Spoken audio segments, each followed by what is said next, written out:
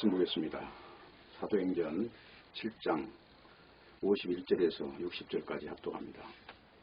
목이 곱고 마음과 귀에 할례를 받지 못한 사람들아, 너희가 항상 성령을 거스려 너희 조상과 같이 너희도 하는도다. 너희 조상들은 선지자 중에 누구를 핍박지 아니하였느냐?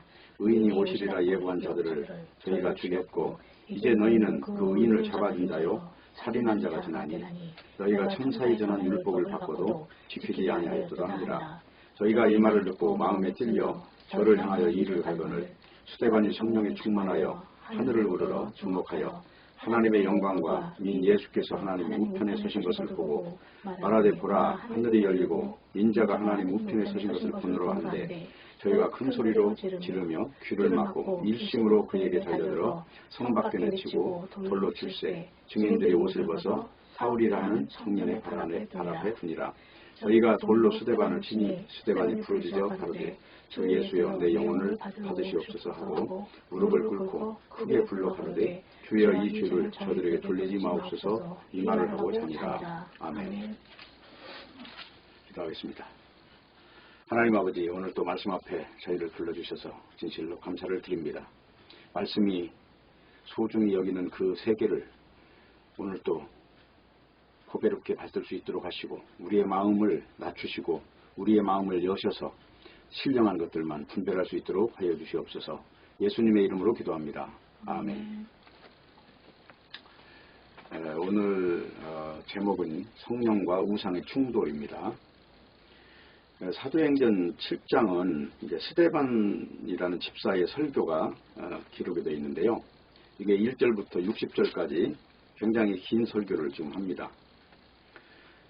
그런데 이 설교 때문에 사실은 이제 그 유대인들은 뭐가 잘못되어 있고, 또 스데반은 성령 충만한 사람이라고 하는데, 도대체 이 성령에 충만한 사람의 그 증거의 방향과 증거의 현상은 도대체 어떤 일로 결론이 지어지는가, 그거를 오늘 잘 볼 수가 있습니다.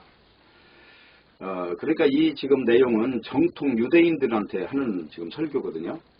그러니까 이게 오늘날로 말하면 정통 기독교 중에서 이단이 아닌 존재들, 이런 자들이라고 이제 봐도 무방해요. 근데 문제는 뭐냐면 이 우상 숭배자의 특징은 영적인 말을 하는데 그걸 육적으로 받아들인다는 거예요. 언제나. 다시 말하면 성전이라고 하는 것도 이제 성경책에 보면 예수님이 성전인 건데, 그 정통 유대인들은 건물로서의 성전을 성전으로 보는 거예요. 성경은 그걸 영적으로 지금 이야기하고 있단 말입니다.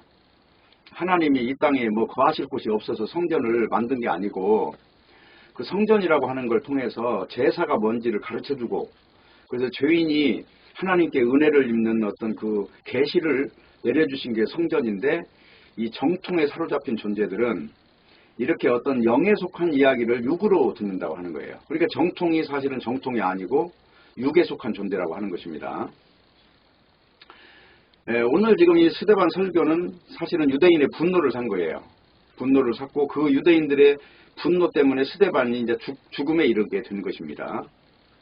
그래서 이제 이 스데반의 순교를 기점으로 해서 예루살렘의 그리스도인들이 다 핍박을 많이 받게 돼요. 그리고 그 핍박을 계기로 해서 사람들이 흩어지게 되는 것입니다. 그래서 이제 성령의 역사라는 것은 이제 하나님께서 하신다는 것인데, 그래서 이제 사도행전 1장 8절에 보면 그렇게 나와 있어요. 너희가 성령을 받으면 오직 너에게 성령 임하시면 너희가 권능을 받고 예루살렘과 온 유대와 사마리아와 땅끝까지 내 증인이 되리라 그랬단 말이죠. 그러면 지금 오늘 이런 현상은 흩어지는 계기가 된 거잖아요.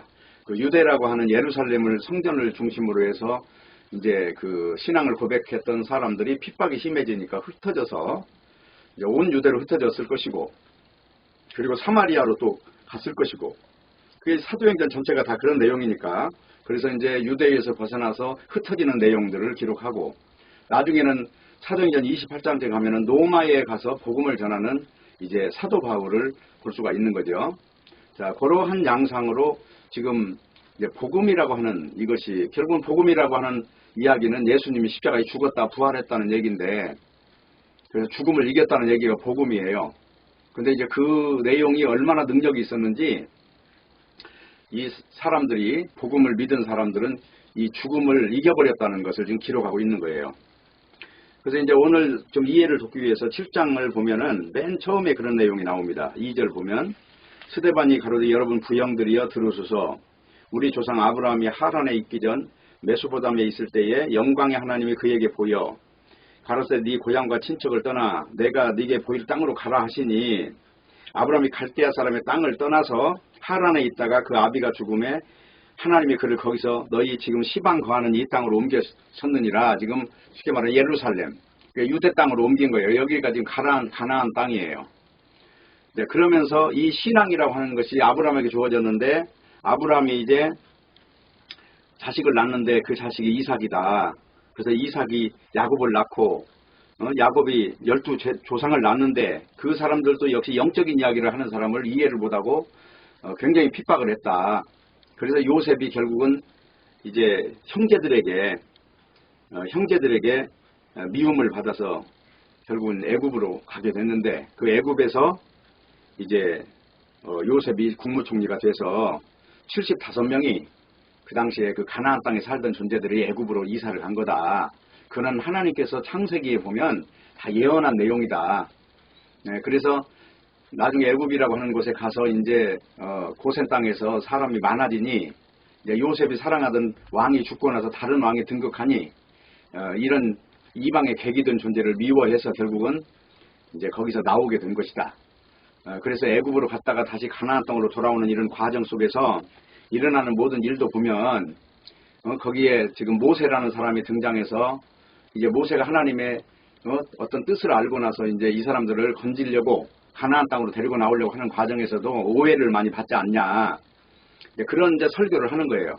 그러면서 이 설교의 구조를 보면은 아브라함에 대하여 이야기하고 요셉에 대한 이야기를 하고 또 요셉이 죽고 난 뒤에 이제 요셉이라고 하는 사람이 이제 역할이 뭐냐. 그 영적인 어떤 계시를 보여주는데 믿지 못했던 존재들이 너희들이다 바로. 그러면서 이제 모세는 누군가 그게 17절부터 38절까지 이제 쭉 나와요. 그리고 이제 네 발에 신을 벗으라. 도대체 하나님은 거룩한 하나님인데 우리 인생들에게 나타날 때 어떤 방식으로 나타나셨는가. 이제 그런 내용이 나오고 그리고 나서 39절부터 이제 43절까지는 이제 너희들이 결국은 하나님을 믿는다고 그러지만 너희들은 하나님을 믿은 적이 없다. 민수기에도 보면 너희들이 곳곳에서 다 우상숭배를 섬겼고 너희들이 주로 섬겼던 우상이 이제 몰록과 네판의 별을 섬겼다. 그 이야기가 지금 43절이에요. 몰록의 장막과 신 네판의 별을 받들었으며 이것은 너희가 절하고자 하여 만든 형상이었다. 내가 너희를 바벨론 밖에 옮기리라 함과 같으니라. 지금 너희들이 우상숭배가 돼버렸기 때문에 가나안이라고 하는 땅은 하나님 나라라고 하는 상징성을 갖고 있는데 너희들은 이미 신앙이라고 하는 것의 본질에서 벗어나기 때문에 신앙인이 아니고 그냥 쉽게 말하면 여기 그 바벨론 사람이나 똑같은 존재들이 된 거야. 너희들이 신앙인의 옷은 입고 있지만 사실은 너희들은 우상숭배자야. 지금 그 말을 하는 거예요. 네? 그리고 이제 이 우상숭배라는 건 딴 게 아니고 몰록의 장막과 네판의 별이라는 것은 딴 게 아니에요. 이 몰록이라고 하는 것은 머리는 황소고 몸은 인간의 몸으로 이렇게 만들어진 이 쇳덩어리인데 그걸 불을 지피는 거예요. 그래서 제사법이 그것도 일종의 그 이방 민족의 제사 지내는 하나의 그 종교 행위였단 말이에요. 그래서 그 아이를 거기다 번제로 이렇게 제사로 드리면 그 뜨거운 불 속에 손에 얹어 나갔다 그 아이가 자지러지고 막 이런 광경을 보면서 인간이 카타르시스에 빠지는 그런 그 인간들의 잔혹성을 그리고 종교화된 어떤 이런 것에서 발견하는 거란 말이에요. 그럼 오늘날도 지금 무슨 무당들이 뭐 소를 가죽제 벗겨가지고 무슨 그 의식을 치르는 것이나 그런 거나 어떻게 보면 좀 비슷한 양상이 있지 않겠습니까? 어떤 인간이 극한에 도달하면 뭔가를 보게 되고 그 한계를 넘어서는 어떤 현상들 이런 것들을 일컬어서 어떤 뭔가를 봤다고도 하고 뭐를 느꼈다고도 하고 다 그런 이야기들을 하는데 오늘날도 이제 그 몸도 이런 피부 같은 경우도 계속해서 이 자극을 주면은 자기도 모르는 희열에 빠진다고 그래요. 그러니 어떤 인간이라고 하는 동물은 묘한 어떤 그런 것이 있는지 다른 나는 경험을 안 해봐서 모르지만 그렇다 하는 것이고 신네판의 별이라는 거는 별을 섬기는 이제 존재들이다. 그래서 하늘의 별, 땅의 별, 월, 화, 수, 금 해가지고 그거 다 그 당시에 별자리를 이렇게 바라보면서 점을 치고 막 그랬던 존재들이에요. 또 오늘날도 지금 보면 내가 대통령으로 나가야 될 건가 말아야 할 건가, 미국에서는 그런 그 뭐 대권 주자들이 다 점을 쳐보고 간다는 건 아주 일반화되어 있는 이야기예요. 그건 자기 인생의 운명을 자기가 지금 뭔가 유리한 쪽으로 끌고 가겠다는 어떤 목적의식이 담긴 삶이잖아요, 그게. 근데 성경에는 하나님을 믿는다는 거는 이 선악과 먹은 존재가 이게 완전히 부정되는 현장을 항상 하나님 믿음이라고 하거든요. 구약 성경에도 선지자들이라고 하는 사람들은 보면 이런 정통인들하고는 부딪혀요. 예를 들어 이사야 선지자 같은 경우는 톱에 켜서 죽었어요. 예레미야 같은 경우도 그들한테 아주 그냥 맞아 죽었단 말이에요. 다 선지자들이. 그러면 왜 맞아 죽었느냐? 정통에 대하여 뭔가 너희들이 가짜다 이렇게 지적을 하는 문제 때문에 이렇게 다 톱으로 켜 죽고 돌에 맞아 죽고 다 그렇게 죽어갔던 거예요. 근데 그들은 한결같이 예수의 영을 받은 존재란 말이죠. 죽음을 이기는 어떤 그런 능력을 받은 존재였어요. 구약에는 선지자라고 그래요. 신약에는 사도들이에요. 이미 사도행전에 보면 성령을 받고 난 자들은 죽음을 그냥 다 넘어갔다니까요. 12명 중에 11명이 다 순교를 당했으니까 제자 12명 중에서 11사람이, 사도 요한만 반모섬에서 늙을 때까지 이 성경을 기록하고 뭐 그냥 사도 요한은 그냥 순교를 당하지 않고 그냥 이렇게 자연으로 갔다는 설이 있어요. 어쨌든 간에 그러한 영적인 세계와 육적인 세계가 그렇게 다른 양상으로 지구상에 존재했는데, 그게 지금 성경책에서 특별히 스데반 집사는 뭐라고 그래요? 너희들이 지금 하나님의 백성이라고 하는데 사실은 너희들은 바벨론 사람이야. 쉽게 말하면 이 신앙의 적이야. 바벨론이라는 건 지금 요한계시록에 나오는 게 바벨론이거든요. 바벨론은 당시에 로마에서 예수님 믿는 사람을 사자밥이 되게 하고 십자가에 막 거꾸로 못 박아 죽였던 사람들을 바벨론이라고 해요. 바벨론. 그러니까 이스라엘 민족을 이제 신앙이 잘못되니까 저 남쪽 유다와 북쪽 이스라엘이 있는데 아수르로 바벨론으로 끌려가게 하잖아요. 그리고 포로의 생활에서 나중에 세월이 흐르면서 또 건져내와요. 그것이 이제 그 지금 서신서가 아니라 선지서 중에서 기록된 내용들이 이제 그 시대를 기준으로 앞뒤로 해서 기록을 한 거란 말이에요. 말라기 같은 경우도 너희가 하나님이 복을 하늘을 열고 부어줄 테니까 제발 이 제사라고 하는 이 하나님이 주신 제도를 그 업신여기지 말라. 이것을 너희들이 모르고 살면은 이거는 너희들은 아주 저주관도 있는 존재나 똑같아. 그러니까 이 말라기 선지자가 하는 말은 그 당시에 성전이 황폐했고, 예? 다시 말하면 하나님을 믿는다는 것 자체가 지금 의미가 없는 어떤 것이 됐어요. 왜냐하면 물질 만능주의가 돼버려가지고 그냥 먹고 살기 바쁘고. 그러니까 이 레위인이라든가 당시에 그 고아와 과부를 돌보라는 이런 규례라든가 이런 것에 대하여 어떻게 보면 상당히 희미해져 있는 세상에 말라기 선지자가 외치는 거거든요. 그래서 너희들이 외양간에는 소가 없고 포도나무 밭에는 포도가 안 열렸어도 여호와 하나님 이름으로 만족해야 되는 존재들이야 너희들은. 근데 너희들이 지금 이 세상 사람하고 똑같이 지금 살고 있잖아. 복이 뭔지를 모르잖아 너희들은. 그게 말라기서예요. 자, 그럼 그런 의미에서 말라기서를 한번 잠깐 읽어볼게요. 네, 말라기서가 이제 성경 맨 마지막 장이니까 여기 보면 이런 내용이 나옵니다. 말라기서는 이제 1장부터 쭉 나와 2장 정도 가면 제일 중요한 내용이 4절이에요. 만군의 여호와가 이르노라 내가 이 명령을 너희에게 내린 것은 레위와 세운 나의 언약이 항상 있게 하려 함인 줄 너희가 알리라. 그래서 레위와 세운 나의 언약은 생명과 평강의 언약이라는 거예요. 그러면 레위와 세운 언약은 뭐냐면 이게 노아 언약이 있고 모세 언약이 있고 레위 언약이 있고 그 다음에 다윗 언약이 있고 쭉 다 있거든요. 근데 그 언약 속에 항상 살아있는 이야기는 뭐냐면 이제 하나님의 나라가 서리라. 그리고 이 레위 언약이라는 건 레위의 제사법이에요. 제사라고 하는 거는 짐승을 죽여서 성전에서 대제사장이 이제 지성소로 들어가면 법궤가 있는데 그 법궤에다 짐승의 피를 뿌리고 속죄를 받는 것을 이게 레위 언약이라고 하거든요. 핵심이 그거예요. 레위 지파가 존재하는 거는 제사 때문에 존재하는 거니까. 그래서 이제 성경에 보면 12지파가 있잖아요. 루벤 지파, 시므온 지파, 레위 지파, 그 다음에 유다 지파, 이사갈 지파, 무슨 그 뒤로 다른 지파까지 합해서 12명의 아들이 다 지파가 하나씩 두는데 레위 지파는 가나안 땅에서 땅이 없어요. 제사라고 하는 거 이것만을 오직 그 붙잡고 걸어가게 만들어준 그 사명이 레위 지파의 사명이란 말이에요. 그러니까 지금 이 말라기에서 나오는 내용이 이제 그런 내용이다. 그러면서 이 레위를 너희들이 천시하지 마라. 레위 지파를 너희 이스라엘 민족 속에서 왕성하게 해야 된다. 근데 너희들이 지금 너희들 먹고 사는 것에 빠져가지고 지금 그런 것에 대해서 지금 신경을 안 쓰지 않느냐. 그러니까 너희들이 어떻게 해야 되느냐. 여기 10절이에요. 3장 10절. 만군의 여호와가 이르노라 너희의 온전한 11조 창고에 들여 나의 집에 양식이 있게 하라. 그 말은 뭐냐면 성전의 일을 능히 할 수 있도록 너희들이 그 일을 우선시해라는 얘기예요. 뭐 11조 하면 너희들 잘 먹고 잘 살게 해줄게. 그 언약이 아니고 지금 이 언약은 11조라고 하는 것은 레위 지파를 먹고 살게 해주고 가난한 고아와 가부를 돌아보게 하고 그러면서 그 하나님의 그 성전 언약이 이렇게 살아있게끔 할 수 있도록 하는 것이거든요. 그러니까 이스라엘 민족은 절기가 6월절, 무슨 7.7절, 오순절 뭐 이런 것들이 절기들이 무진장 많은데 그런 절기들이 하나같이 6월절이라고 하는 것을 잊지 않게 준 거예요. 6월절은 짐승이 죽는 날이에요. 양이 죽어서 죽음을 넘어간 날이 6월절이니까. 그러면 이게 죽음이라고 하는 것이 이제 성경 창세기부터 들어오잖아요. 선악과를 먹으니까 인간들한테 죽음이 왔죠. 그래서 이 죽음이라고 하는 것 앞에 서 있는 인간들에게 죽음은 없는 것이다. 죽음이라는 없는 거 원래 너희들은 영원히 사는 존재들이야. 그래서 너희들은 죽음이라는 걸 끝으로 생각하는데 그게 아니야. 그래서 요한복음에 보면 예수님이 그러잖아요. 생명의 부활이 있고 심판의 부활이 있다. 사람이 죽어도 죽지 않는다는 거거든요. 근데 인간은 이 사망이라고 하는 것에 속아서 죽음을 끝으로 본다는 거예요. 근데 이스라엘 민족은 지금 달라요.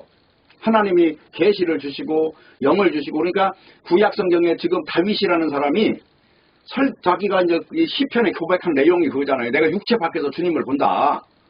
이 육체 이것이 죽는데도 안 죽는다는 것으로 지금 그걸 묘사한 것이 시편이라는 얘기예요. 그게 다윗의 시고.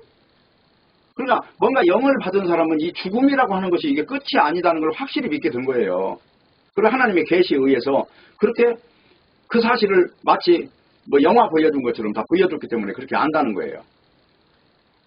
그래서 이제 성경이 기록된 내용은 다 영을 기록하고 있다는 것이 중요한 것인데 이 정통이라고 하는 존재는 이 육신적인 어떤 집단에 빠져 있는 거예요. 집단의 유익이라든가 그런 세력이라든가 이런 데서 기생하면서 하는 존재를 지금 말하고 있는 것입니다. 그러니까 지금 말라기에서 나오는 11조라는 말은 지금 여기 앞에 분명히 나왔죠. 레위 언약 때문에 내가 이 명령을 지금 다시 내린다는 거잖아요. 말라기 선지자를 통해서. 그 이야기예요. 그러니까 성경은 어느 구절 하나를 띄워가지고 이 말이야라고 말하기가 어렵단 말이에요. 앞뒤를 다 연결해서 읽어야 그 말의 정체가 드러나요. 그럼 오늘 여기 11조라는 말은 지금 3장, 지금 여기 10절에 나온 내용인데 여기 2장 4절에 가니까 뭐라고 그래요? 레위와 세운 나의 언약이 항상 있게 하려고 내가 지금 너희 제사장들을 다 세우고 이 제도를 준 거야. 레위라고 하는 존재들이 하는 일이 그렇게 중요한 거야. 이 말 때문에 지금 11조라는 용어가 등장한단 말입니다. 그냥 우리 육신 잘 먹고 잘 살아라 이게 아니잖아요. 지금 제사라고 하는 것이 뭔지 도대체 너희들이 어린 양의 죽음이라고 하는 것이 도대체 뭐를 말하는지 그 진리를 알게 하기 위해서 이 지금 규례를 주셨다는 거잖아요. 그 맞죠? 틀림없이. 그래서 그런 의미에서 이 성경을 읽으면 이 성경에서 율법을 행하라 하는 말도 마찬가지예요. 율법이라는 것이 뭐 그냥 다른 말로는 성경책도 율법이라고 그랬어요. 당시에. 네? 뭐 시편 1편 같은 데 보면 복 있는 사람은 악인의 꾀를 쫓지 아니하며 죄인의 길에 서지 아니하며 뭐 5만 원짜리 앉지 아니하고 오직 여호와의 율법을 즐거워하여 그 율법을 주야로 묵상하는 자로다 하는 그 율법은 뭐 행함을 기준으로 하는 신앙의 기준 때문에 주어진 말이 아니고 성경책을 말한단 말이에요. 이사야서라든가 모세 오경이라든가 율법이라는 용어를 쓸 때 그걸 잘 알아야 돼요. 그래서 이제 여기 로마서에서 율법이라는 용어를 쓸 때는 행함으로 의롭다함을 받으려고 하는 유대인의 사고방식을 공격하는 거고 지금 여기 말라기에서 레위 언약이라고 하는 말을 쓰는 것은 제사라고 하는 게 뭔지를 너희들이 알아야 된다. 그걸 모르고 신앙생활하면 너희들이 레위 지파가 뭔지도 모르고 그냥 걔들은 땅도 없고 집도 없으니까 멸시하는 존재들인 줄 아는데 사실은 너희들이 하나님을 제대로 알려면 그 사람들을 거치지 않으면 너희가 어떻게 죄사함을 받아. 어떻게 레위 지파의 속죄 제사가 없이 하나님께 나아가는 길이 있어. 그 말을 지금 하는 하잖아요. 그렇기 때문에 오늘 내용을 우리가 이제 읽어보면 지금 다시 사도행전으로 가는 거예요. 그러면 앞에서 아브라함에 대한 이야기를 하면서 자연스럽게 요셉에 대한 이야기를 하고 그리고 이제 모세에 대한 이야기를 하는 거예요. 그러면 이때 아브라함부터 여기까지 몇 년이 흘렀을까요? 430년이 흐른 거예요 벌써. 근데 이 430년이라는 거는 이게 어디에 나오냐면 이제 창세기 또 나와요. 창세기 15장 정도 한번 가보세요. 창세기 15장 12절을 보세요. 해질 때에 아브라함이 깊이 잠든 중에 캄캄함이 임함으로 심히 두려워하더니 여호와께서 아브라함에게 이르시되 너는 정령이 알라 네 자손이 이방에서 객이 되어 그들을 섬기겠고 그들은 400년 동안 네 자손을 괴롭게 하리니 그 섬기는 나라를 내가 징치하시며 그 위에 네 자손이 큰 재물을 이끌고 나오리라. 그러면서 언약을 세우는 내용이 지금 이거예요. 그러면 애굽에 지금 팔려간 존재가 다시 가나안 땅으로 들어오는 것을 상징적으로 말하면은 지옥에 간 존재가 천국으로 오는 이 과정을 그리고 있는 것이거든요. 그러면서 이 과정에서 이제 언약이 세워지는 것이 횃불 언약이라는 거예요. 그것이 17절이에요. 해가 져서 어두울 때에 연기나는 풀무가 보이며 타는 횃불이 쪼갠 고기 사이로 지나더라 그랬죠. 여기 아브라함과 하나님이 세우는 언약의 장면이 지금. 근데 아브라함은 밖에서 지켜보고 있고 하나님은 그 쪼갠 고기 사이를 불로 지나가는 모습을 보여주는 거예요. 이 언약은 하나님의 일방 언약이라는 뜻이에요. 인간이 안 도와줘도 하나님이 홀로 다 이루신다. 그래서 성경에는 일방 언약이라고 하는 것을 믿게 돼 있단 말이에요. 쌍방 언약이 아니에요 지금. 자 이렇게 해가지고 하나님이 애굽에서 꺼내는 것도 하나님의 뜻이고 하나님의 다 설계예요 설계. 그건 창세기 때 인간이 선악과를 먹고 나서 쫓겨난 자리에서 다시 이제 그 에덴 동산으로 돌아가는 형상을 그려놓은 것이 가죽옷을 입히는 모습으로서 하나님과 화목이 된단 말이에요. 그 내용을 계속해서 반복하면서 실체화시켜 나가는 거예요. 그러면서 율법이라고 하는 것은 하나의 그림자다. 쉽게 말하면 제사를 지낸다든지 너희들에게 십계명을 준 것도 알고 보면 그걸 의의 척도로 삼은 것이 아니고 그걸 통해서 너희들이 은혜를 입어야 되는 존재로서 자신을 정확하게 깨달아야 된다는 어떤 측면에서 그런 일들을 주신 것이다. 그럼 애굽에 내려보낸 거 지금 이것도 하나님의 뜻이잖아요. 그래서 애굽에서 꺼내오는데 이들의 습성은 이미 애굽 사람이 다 되어 있는 거예요. 그래서 황소를 만들어가지고 섬긴단 말입니다. 출애굽기에 보면. 그럼 황소라는 것은 풍요의 신이에요. 풍요의 신. 네? 그래서 농경 사회에서 제일 중요한 게 힘 있는 소잖아요. 소가 많으면 농사도 잘 짓고. 그래서 잘 먹거리가 풍성하면 사람도 아주 잘 먹고 잘 입고 하면서 잘 사니까 그게 풍요의 신이다. 그래서 성경에 나오는 바알신이라든가 이런 다 지금 여기 오늘 등장하는 네판의 별이라든가 이런 것도 땅과 하늘의 조화를 그리면서 일종의 뭐 점성술까지도 다 동원이 됐겠죠. 오늘날도 보면은 이제 무당들이 아주 보면 칼춤을 추고 무슨 뭐 꼭 반드시 그들이 어떤 행사를 할 때는 이제 뭐 뭔가 이렇게 굉장히 잔인한 일들이 있어요. 거기에 보면 깜짝 놀래는 막 칼을 가지고 머리에다 바가지를 씌워놓고 그걸 때린다든지 막 칼을 던진다든지 무슨 허수아미를 막 만들어 놓고 심장을 막 찔른다든지 막 그런 어떤 것들을 하면서 어떤 인간 속에 두려워하고 있는 이런 것들을 가지고 뭔가 그 정신이 퍼쩍 나는 어떤 징소리, 북소리, 꽹과리 소리, 소음의 소용돌이 속에 빠지게 함으로써 인간이 카타르시스에 잡히게 하는 어떤 그런 의식들이었다 하는 거예요. 그리고 여기 나오는 지금 오늘 사도행전에 나오는 몰록의 제사라든가 신네판의 별을 섬겼다는 것은 이스라엘 민족이 영적인 하나님의 인도를 받지 않고 너희가 육에 치우쳤다는 걸 계속해서 강조하고 있는 거예요. 그래서 지금도 마찬가지지 않느냐. 너희들이 예수님을 왜 죽였어? 영적인 이야기 자꾸 하니까 죽인 거 아니야.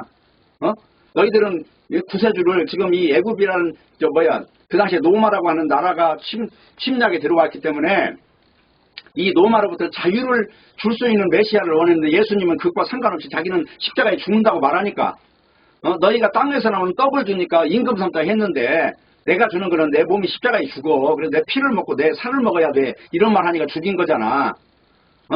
내가 이 성전을 헐어라. 내가 3일 만에 세울게. 이것이 예수님의 부활을 말하는데 너희는 그거를 건물로 이야기를 들은 거잖아. 그래서 예수님을 죽였지. 그래서 너희들이 우상숭배자야. 이 몸뚱어리 중심으로 신앙생활하는 게 다 우상숭배야.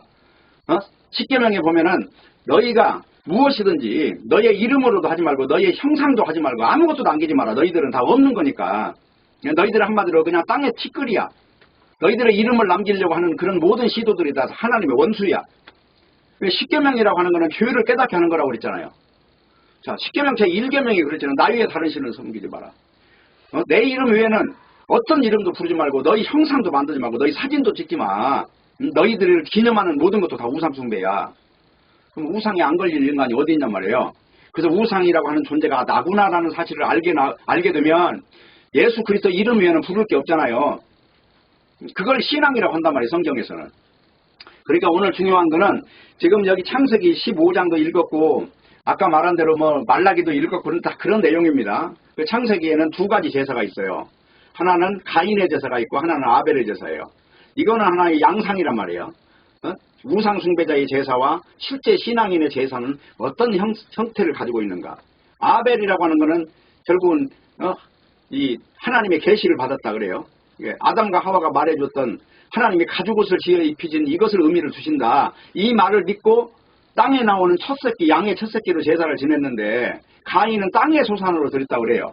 그러면 땅이나 도대체 양이 뭐가 다르냐. 땅이라는 거는 창세기에 보면 아담과 하와가 죄를 짓고 저주받은 그 본질을 땅이라고 그런단 말이에요. 땅. 그리고 땅이라는 건 육체의 대명사인 거고 이 몸으로 구성되어 있는 모든 보이는 세계. 근데 마태복음 4장에 보면은 예수님이 마귀로부터 시험을 받는데 세 가지가 뭐예요? 하나는 떡이에요. 이 육신을 살게 하는 떡. 두 번째가 뭐예요? 성전에서 뛰어내리라. 종교예요. 종교인데 뛰어내리면 안 죽이게 그건 뭘 말합니까? 종교라고 하는 걸 가지고 너희 육신을 보존하라고 하는 것과 연결되어 있는 거잖아요. 세 번째 천하만국의 영광을 보여주면 내게 절하면 다 줄게. 절한다는 얘기는 마귀에게 굴복하면 준다는 거잖아요. 그거는 굴복이에요. 다 줄게. 이 세 가지는 뭡니까? 다 보이는 거잖아요. 그래서 믿음이라는 거는 골로새서에 보면 보이지 않는 걸 믿는 걸 믿음이라고 한다니까요. 히브리서에도 보면 그렇고 믿음은 바라는 것들의 실상이 보지 못하는 것들의 증거라고 한단 말입니다. 그래서 보지 못하는 거를 실체처럼 믿고 사는 사람을 히브리서에 보면 선진들이라고 하는 거고 그것 때문에 무너져버린 사람들을 가지고 종교로 돌아간 자라고 그래요. 한번 맛보고 하나님의 하늘의 신령한 능력을 맛보고 돌아가버린 자들. 그런 존재들을 지금 이야기를 하는 게 히브리서란 말이에요. 그러니까 오늘 사도행전의 내용은 바로 이런 구조를 다루고 있어요. 그래서 모세에 대하여 또 이스라엘의 우상 숭배에 대하여 그리고 지금 유대인들이 똑같다 너희들이. 너희 조상이나 너희나 다. 예수님을 죽인 자들이야 너희들은. 그리고 영적인 이야기를 하면 너희는 딴전을 피우고 너희는 육신이 그대로 지금 종교인으로서 존경받고 있으니까 얼마나 좋아. 근데 그게 마귀의 자식들이 하는 일이야. 이렇게 지적하는 내용이에요 지금 다. 그러면서 뭐라고 그래요? 51절에. 목이 곱고 마음과 귀에 할례를 받지 못한 사람들아. 이 말은 뭐예요? 할례 받지 못했다는 얘기는 영적인 사람으로 두지 않았다는 거죠. 그러니까 지금 골로새서의 할례라는 얘기를 다시 읽어볼게요. 지금 왜 자꾸 성경을 본대를 지루하게 떠보느냐 할지 모르겠지만 여러분이 이걸 보는 게 중요한 게 아니고 믿어야 되기 때문에 이거 아는 건 의미가 없어요. 자, 골로새서 2장 다시 가요. 11절. 또 그 안에서 너희가 여기서 그 안에서라는 거는 뭐예요? 예수님 안에서 그 말이에요. 예수님의 영 안에서 그 말이에요. 너희가 손으로 하지 않아 할례를 받았으니 손으로 할례를 행한다는 거는 남성의 성기의 표피를 띄어내는 거고 요거 안 했는데 지금 거듭난 거예요. 영적인 사람이 든 거를 말할 때 할례 받았다 그래요. 손으로 하지 않아 할례를 받았으니 곧 육적 몸을 벗는 것이요. 그죠? 여기서 육적 몸을 벗는 것이요 이 말 하지 말고 그냥 육신을 벗는 것이요 이렇게 하면 더 쉬워요. 이게 할례란 말이에요. 육신을 벗는 것. 이 몸에서 빠져나와야 이게 할례 받는 거예요. 이게 그리스도 할례는 그렇단 말이에요. 너희들이 지금까지 모세가 말한 대로 할례 받아서 그래서 몸에다가 할례 받아 그거는 그 내면에 일어나는 일을 지금 말하려고 한 거야. 그러면 너희는 영적으로 거듭나야 진짜 할례를 받는 거야. 그 말 하는 거죠. 12절. 너희가 세례로 그리스도와 함께 장사함 받고 또 죽은 자들 가운데 그를 일으키신 하나님의 역사를 믿음으로 말미암아 그 안에서 함께 일으키심을 받았느니라. 이게 뭐래? 영의 사람으로 살아났느니라 이 말이죠. 예수님도 부활한 것이 영혼이 안 죽는 몸으로 부활했으니까 영혼이 죽지 않는 몸을 입는 거를 일컬어서 세례, 할례 이렇게 말하고 있죠. 자, 여기 13절이에요. 또 너희의 범죄와 육체의 무할례로 죽었던 너희를 자, 지금까지 육신으로 살고 있는 이거는 지금 무할례 상태에 있는 거죠. 지금 그 말이에요. 무할례로 죽었던 너희를 이 말 여기를 가로를 치고 지금 너희는 육체에 존재하고 있잖아. 그거는 무할례자야 그 말이에요.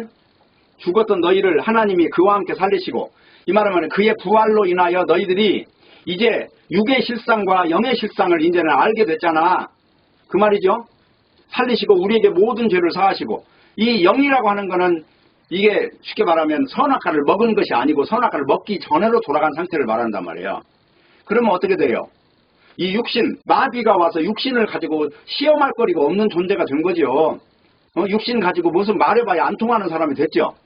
자, 잘 먹고 잘 살게 해줄게. 아이가 그거 필요 없어. 안 죽일게. 그것도 필요 없어. 나는 이미 안 죽는 사람이야. 어? 마귀가 우리한테 시험하는 건 맨 먼저가 사망을 가지고 오니까 너 죽일 거야. 내가 이미 안 죽는 사람인데 너 죽여봐야 무슨 소용이야. 지금 그 말 하는 거잖아요, 지금. 그죠? 그러니까 여기서 계속 연결해서 읽어야 돼요. 우리를 거스르고 우리를 대적하는 의문에 쓴 증서를 도말하시고, 여기서 죄의 항목들을 없앴다는 거예요, 다. 뭐 사망이라는 이미 어떤 판결이 떨어졌어도 이미 사망을 이기는 존재가 돼버렸다면 이건 의미가 없잖아요. 사망이라는 판결이. 지금 그 말을 하고 있는 거죠. 예. 그래서 어떻게 됐어요? 의문에 쓴 증서를 도말하시고 제하여 버리사. 제해버렸다는 거는 다 태워서 없애고 지우개로 지웠다는 거죠. 제하여 버리사. 십자가에 못 박으시고. 십자가에 못 박았다는 건 뭐예요? 죽여서 또 죽인 거예요. 못 박으시고 정사와 권세를 벗어버려요. 정사와 권세는 뭐예요? 세상에 이 육신이 전부인 세상이 정사와 권세란 말이에요. 잘 먹고 잘 살고 높이 올라가서 막 힘주고 이런 사람들이 이게 다 헛개비들 장난이구나라는 사실을 알게 된 거죠. 그래서 어떻게 됐어요? 다 벗어버렸다는 거잖아요. 그래서 어떻게 밝게 드러났다는 거죠. 그리고 어떻게 십자가로 승리했죠. 십자가라고 하는 것에 죽음이라고 하는 것에 못 박혀버려갖고 죽음을 가지고 비웃어버린 거예요. 부활해버린 이 역사적 현장에서 십자가라고 하는 건 의미가 하나도 없는 거예요. 죽음의 왕이 거기서 큰 소리 쳤던 자리가 그게 그냥 그 순간에 마치 F킬러를 맞고 파리가 죽어버리는 모습하고 지금 똑같은 거예요. 이 복음 앞에서 이렇게. 바로 이러한 내용을 지금 설명하는 것이 오늘 내용이 나는 것입니다. 그래서 중요한 거는 우상숭배라는 거는 스스로 자신들이 모르고 있는 거예요. 내가 우상숭배자라는 걸 몰라요. 오늘 본문에도 모르잖아요, 지금. 모르고 오히려 아니 나는 내 교회 지켜야지. 아니 내가 지금까지 존경하고 있는 대제사장 저분을 내가 배신할 수 있어? 나름대로 다 정과 육심이 연결되어 있는 거예요. 이렇게 다 이 사탄의 세계는. 근데 예수 그리스도를 믿는 자는 진리 하나 외에는 모든 걸 다 버리고 나오는 것입니다. 아브라함이 본토 친척 아비 집을 떠나 나오는 것처럼 또 신앙인이 정과 욕심을 십자가에 못 박아버리는 것처럼 그런 건 의미가 없어요. 왜냐하면 바른 진리에 딱 눈을 떠버리면은 나머지는 다 거짓인 게 드러나 버리기 때문에 거기에 묶일 필요가 없다고 하는 거예요. 그래서 이제 오늘 지금 아까 설명했던 몰록이라고 하는 것과 내판의 별이라는 것은 땅에 돌아가는 이치. 오늘날로 말하면 목화 토금수라는 저 달력을 우리가 지금 보고 살잖아요. 저게 알고 보면 12진법이에요. 6이 두 개가 합치면 12이잖아요. 12. 그래서 그것도 뭐 갑자, 을죽, 병인, 정묘, 무기, 경신 뭐 하면서 원래 60갑자를 읽는데 그것이 다 하늘의 일과 땅의 일의 이치를 그렇게 한마디로 오행으로 연결해서 이야기하는 거란 말이에요. 그게. 근데 그것이 성경에 비하면 그것이 과연 진리로 가는 길이냐. 원래 진리로 가는 길이라는 거는 죽음이라고 하는 걸 관통하는 길밖에 없어요. 나머지 육신을 뭔가 잘 먹고 잘 살게 하려고 하는 시도들 모든 것들은 다 어떻게 보면 그냥 이게 내 판에 별을 섬기는 모습하고 다를 바가 없다니까 이게. 그러니까 우리가 왜 신앙이라고 하는 것이 그렇게 정교한 쪽까지 흘러 들어가느냐. 뭐 때문에 무당을 죽이라고 하느냐. 무당이라면 인생 문제 전문가라고요. 네? 한마디로 심리학 상담도 해주고 종교적 상담도 해주고 인생의 모든 걸 상담하는 사람을 무당이라고 그래요. 근데 성경에는 그 무당과 상담하지 말라고 그러잖아요. 하나님 말씀 외에는 믿지 마라. 지금 그게 중요하다. 그래서 이것이 결론적으로 항상 성령을 거스리는 거예요. 거스리기 때문에 성령은 영이 된 사람을 지금 말합니다. 성령 받았다 그 말은. 자, 사도행전 2장에서 제자들이 성령 충만해졌어요. 그대로 달라진 게 뭐예요? 그대로 두려움이 없어진 거죠. 왜냐하면 권능을 받았기 때문에. 성령이 너희에게 임하시면 너희가 권능을 받고 증인이 된다. 예. 목적어만 딱딱 뽑아서 말하면 그래. 성령을 받으면 증인이 된다. 권능 있는 사람이 된다. 이런 거죠. 권능이라는 거는 뭐예요? 인간이 제일 무서워하는 것들을 무서워하지 않아요. 죽음도 무서워하지 않고 왕따 드는 것도 무서워하지 않는다. 하나님이 내 편이면 그걸로 만족한다. 그런 거예요. 그 신앙이라는 건 딴 게 아니고 죽음을 이기는 것을 말합니다. 신앙인의 증거는 뭐냐? 죽음에 속한 세계와 생명에 속한 세계를 딱 나누는 기준점이 되는 게 신앙인이에요. 신앙인인데 그걸 못 나누면 그건 신앙인이 아니다. 그렇기 때문에 성령을 받은 자는 스데반 집사님 같은 운명이 되는 거예요. 그래서 두 개의 세계가 서로 대치되는 상황으로 그 자리에 딱 서 있어요. 어디 가든지 그렇게 돼 있어, 신앙인은. 그래서 반드시 한쪽의 세계에 소속이 돼요. 죽음이 더 이상 아무런 위협이 되지 않는 세상에 속하는 사람이냐, 아니면 죽음이라고 하는 것에 저편에 속한 사람이냐, 이거를 보면 알 수 있다. 그래서 이제 고린도전서 15장 50절에 보면 이렇게 나와 있어요. 형제들아, 내가 이것을 말하노니 혈과 육은 하나님 나라를 유업으로 받을 수 없고 또한 썩은 것은 썩지 아니할 것을 유업으로 받지 못하느니라. 이렇게 되어 있어요. 그럼 뭐예요? 우리 몸은 뭡니까? 이건 썩을 것이잖아요. 썩을 것하고 썩지 못할 것하고는 이 구분이 되잖아요. 이게 썩지 아니하는 세계를 믿게 된 사람들을 신앙인이라 한다 하는 것입니다. 그래서 이제 고린도전서 15장이 다 부활을 이야기하는 내용인데 51절에 보면 이렇게 나와요. 보라 내가 너에게 비밀을 말하노니 우리가 다 잠잘 것이 아니오 마지막 나팔에 순식간에 호련히 다 변화하리니 나팔 소리가 나면 죽은 자들이 썩지 아니하고 다시 살고 우리도 변화하리라 이렇게 나와 있어요. 그리고 55절 56절에 보면 사망아 너희 이기는 것이 어디 있느냐 너희 쏘는 것이 어디 있느냐 사망에 쏘는 건 죄요 죄에 걷는 건 율법이라. 지금 이 말이 뭐냐면 예수 믿는 사람은 지금 골로새서의 본문같이 계명의 율법이 지금 다 제하여 버려진 사람이 됐죠. 죄가 없어진 사람이 됐죠. 그 율법이 쏘아요. 너 죄인이냐? 내가 왜 죄인이냐? 나는 이미 예수님이 십자가 죽을 때 같이 죽었어. 죄 때문에. 그리고 나는 이미 부활한 사람이야. 내가 무슨 죄가 있어? 부활한 사람이. 지금 그 말을 하고 있는 거예요. 그러면서 이 말을 어디로 연결하냐면 로마서로 가셔야 돼요. 로마 8장 가면 그러므로 이제 그리스도 예수 안에 있는 자에게는 결코 정죄함이 없나니 이는 그리스도 예수 안에 생명의 법이 죄와 사망의 법이 너를 해방하였음이라. 여기 죄와 사망의 법 여기다 율법이라고 쓰시고요. 생명의 성령의 법 이걸 부활이라고 써요. 그러면 틀림없으니까. 네? 그러면 부활한 사람이 영이 된 사람이 도대체 우리 죄라고 하는 것도 바로 선악과를 먹고 육신이 된 이 세계에 지정하는 거지. 바로 이 죽어버린 존재한테 죽어버린 존재 형체가 예수님하고 똑같이 바뀌어버린 존재 옛날 사람이 아니에요. 지금 부활해버린 사람이에요. 그 사람한테 무슨 죄를 물을 수 있느냐 이 말이죠. 그래서 영생이라는 것은 죄와 사망의 법에서 해방시켜주는 만난 그 자리를 영생이라고 하는 거다. 다시 말하면 이 땅에서 몇 년 있으면 죽고 몇 년 있으면 늙고 이런 개념이 없어요. 역사 개념이 없다. 묵시 개념만 들어있는 세계가 있다. 그거를 천국이라고 한단 말입니다. 그러니까 당시 하나님을 잘 믿는다는 서기관이나 바리새인들, 제사장들, 유대인들은 예수님의 겉모습만 봤지 예수님의 속에 있는 그 영적인 이야기를 못 들은 거예요. 그러니까 떡을 줄 때는 좋아했는데 내가 죽어서 내 몸을 어디가 먹어야 되고 나를 믿어야 돼 이 말을 할 때 다시 말하면 죄와 사망에서 건지는 메시아로 말하니까 이 귀가 닫혀버린 거죠. 아 이거 나라 건지는 메시아인 줄 알았더니 대통령 하라고 그랬더니 뭐 엉뚱한 뭐 죽는다는 이야기를 하고 왜 그래? 저 귀신 들린 거 아니야? 이제 그렇게 본 거죠. 그래서 이제 이런 오늘날도 이건 똑같은 일이 계속 반복되는 것이다. 그래서 말씀이라고 하는 거는 이 영을 말하고 있다는 거예요. 영을 계속해서. 그래서 고린도전서 15장 50절 이 말을 잘 이해를 해야 한다. 형제들아 혈과 육은 하나님의 나라를 유업으로 받을 수 없고 또 썩은 것이 썩지 아니할 걸 유업으로 받지 못하느니라. 이건 전혀 다른 세계를 이야기하고 있잖아요. 이 육신하고 연결하면 안 된다 하는 것이에요. 그래서 썩지 아니할 것이 중요해요. 그래서 이사야서 56장 10절 12절을 보면은 그 파수꾼들은 소경이요 다 무지하여 벙어리 개라 능히 짖지 못하며 다 꿈꾸는 자요 누운 자요 잠자기를 좋아하는 자니 이 개들은 탐욕이 심하여 족한 줄을 알지 못하는 자요 그들은 몰각한 목자들이 다 자기 길로 돌이키며 어디 있는 자이든지 자기 이만 도모하며 피차 이르기를 오라 내가 포도주를 가져오리라. 그래 여기서 다시 이걸 번역하면은 이렇게 파수꾼이라는 것은 목자를 말해요. 성경 가르치는 자를 말해요. 그리고 소경이라는 건 성경을 겉으로만 본다는 거예요. 몸덩어리에다 적용한다. 이걸 갖다 기복신앙이라고 하는 거거든요. 다 무지하다 이 말은 뭐예요? 개가 못 짖는다는 거예요. 뭔가 이게 적인지 식군지를 분별하지 못한다는 거죠. 짖지 않는다는 건 진리의 말씀을 증거를 못한다는 거예요. 지금 세상 육에 속한 소리밖에 못한다는 거죠.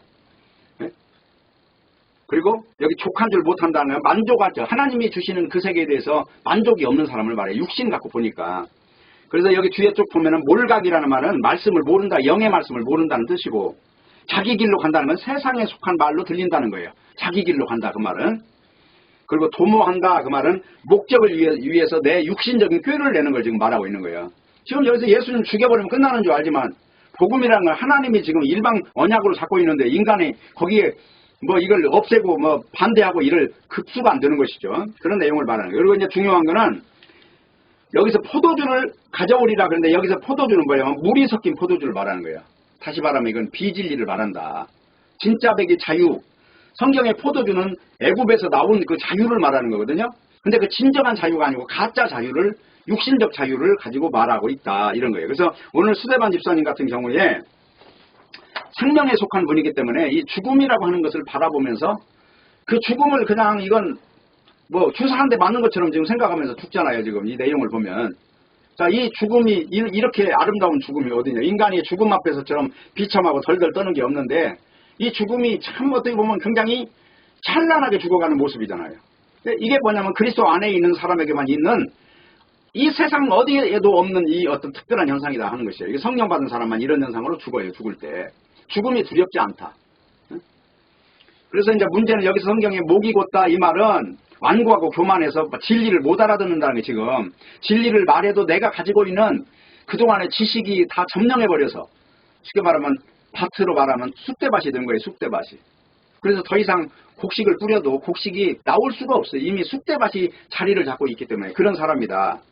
목이 곧아서 선지자들의 말에 순종하지 않던 악한 북이스라엘 또 남유다 사람이 결국은 아수르와 바벨론에게 포로로 잡혀서 그 가나안에서 추방당했던 그 내용을 지금 다시 여기서 상기를 시키는 내용이에요. 너희들이 신앙이라는 것은 그런 것이다. 영이다, 영. 너희들은 육신 가지고 지금 신앙을 논하고 있는데 그거 가지고는 논하는 순간에 너희들은 이미 악마의 밥이 들고 말아. 선지자들 다 죽였잖아. 너희들이. 누가 죽여? 너희 조상이 죽였지? 너희들도 똑같은 사람들이야. 지금 그 말을 지적하고 있는 겁니다. 그렇기 때문에 여기서 말하는 내용은 할례가 뭐고 세례가 뭐고 다 그런 근본적인 거. 구약에 나오는 유월절이 뭐고 너희들이 지금 유대인들이잖아. 그러니까 너희들은 안식일 지키지, 할례 받지, 그리고 유월절 지키지, 또 무슨 맥주절 지키지. 이 절기마다 너희들은 다 지키잖아. 근데 그 모든 것들이 다 그 안에 영적인 이야기를 좀 하고 있어.